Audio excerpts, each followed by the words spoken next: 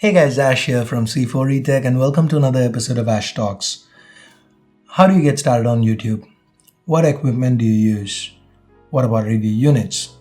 These are questions I get every day. So I thought I'd take an episode of Ash Talks to talk about them. So let's talk.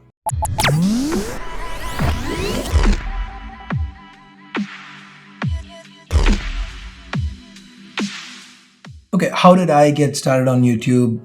I stumbled upon YouTube by accident. My Trauma Life video would give you more information on that, so check it out if you haven't already.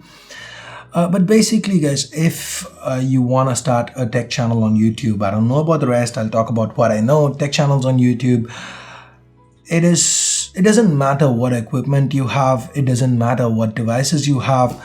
A lot of people are under the impression that you start a YouTube channel, you start a blog, and brands are going to line up to offer you review units. Hey, here's the S7, review it. Here's an iPhone 7, review it. But the reality, it's a case of expectations and, versus reality. The reality is you're going to be mailing brands and you're not going to be getting replies. You're going to be ignored.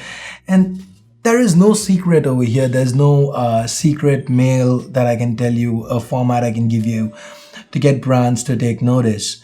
Because the reality of the fact is, this is how review units work. You need to add some value to the brand for them to send you a review unit. And even then, even when you have a solid base, there are still a lot of issues with it. That's the reason why people like me and Ranjit, we still buy a bunch of our own devices. For me, it's close to around 85% of the devices I cover, I buy them myself. And it's very rare when in the recent past, you look at it, the Mi 5S, Mi 5S Plus, Galaxy A8, the Lenovo Z2, or rather the ZUK Z2, these Xperia XA, these are phones that I bought. The XZ was a review unit. The K5 Note I bought, the J7 Prime I bought, the J7 was a review unit. So it's like most of the phones that I cover, I buy them myself. So you might not have the capital to do it at start, so how do you begin? Well, shoot videos that you'd want to watch. That's the best advice I could give you. What do you want to watch? What is it? Let's say you have a low-end phone, you have a 3-year-old Moto G, and shoot videos on it. What do you want to do? What are the apps you use? Let's say you find a game interesting, shoot a video about it. Believe me when I say this, the internet is vast. There are a lot of people who watch YouTube, and there is going to be someone like-minded out there who'd want to watch it. If you're enthusiastic enough, if you're really interested in your content, I'm pretty sure you'd find somebody who's quite as interested in it as well. But if you're going to start with the idea of creating it into a business, making money, getting the views and subscriber counts on board, odds are you're not going to be successful, because that's not how YouTube works. It's about interesting things that you believe in. And believe me when I say this, when you shoot a video, it translates on camera, whether you're enthusiastic about it or if you're not. So, one, shoot videos that you'd want to watch. It doesn't matter what devices you have, what equipment you have. Number two, I'm going to kind of contradict it by saying equipment does matter, but not as much as you'd expect it to. So you don't need to have a top-of-the-line DSLR, or even any DSLR for that matter. If you can afford one, sure, buy a starter DSLR. Again, I'm not the best guy to suggest stuff, so you can Google, check with other people. I would recommend the A6000 from Sony. That's around 30,000 rupees if the budget allows for it. If not, any smartphone camera will do. Get yourself a cheap tripod that you can just put on your table and just hold your phone in your hand and start shooting stuff. A cheap tripod, and for recording audio, I'd probably use whatever phone you have.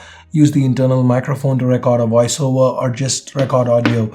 That should be more than good enough for somebody to get started. As far as editing goes, again, forget the paid options for now. Start with iMovie if you have a Mac, or which I've not used but I've heard good things from friends, or Movie Maker. That's where I started if you have a Windows system. Eventually, you can think about upgrading to Premiere or FCP, depending on which ecosystem used to. As far as review units go, be patient, guys. Once you get a following, you can try reaching out to brands, get PR contacts and just mail them, dropping, be polite. Do not over-promise. Do not say I can get so many views. Do not promise views ever. And do not promise to say nice things about a brand. It doesn't work that way. You could say nice things, the brand might love you, but end of the day, this is YouTube. It's about people watching, and you lose credibility. It's very difficult to win it back. So never promise good stuff. Tell them you're going to be fair. That's what I do. We actually have a statement that goes something like, we cannot guarantee positive coverage. What we can promise you is a best assessment of your product, a fair assessment of your product to the best of our abilities. And that's the best you can offer a brand. If they like it, if they feel that you have enough traction, if you have enough engagement on your channel, they'd probably send you one. But most of the times, just make sure you shoot videos that you want. It doesn't have to be the latest phone. It's just content. It's your content that's king, not the device itself. So now let's just talk about equipment again for a second. So as far as equipment goes, you start with whatever phone you have shooting videos on it, right? The first thing you upgrade to, it's not going to be the DSLR. That wouldn't be my suggestion. The first thing you add are lights.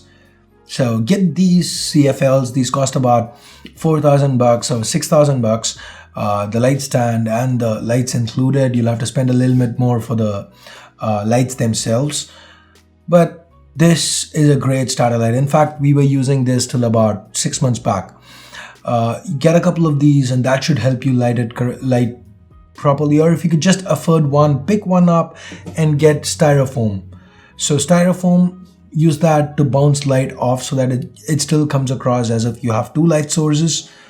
And that should really increase the quality of your videos a lot. And as far as a backdrop goes, get plain white charts. That's like $4 a sheet, and you can put your phone on it. That should give you a plain white background. Looks quite good. And that's how I started going about it. If you want to switch, you can get a couple of different colors, would work well.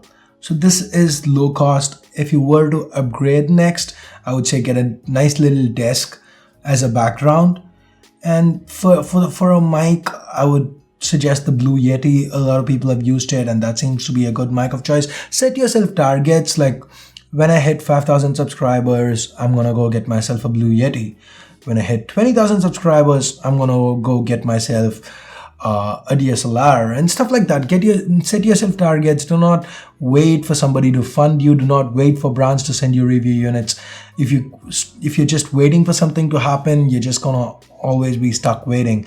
I see a lot of people saying, I'm just waiting for my parents to buy me a DSLR. I'm gonna start a YouTube channel. That never works out.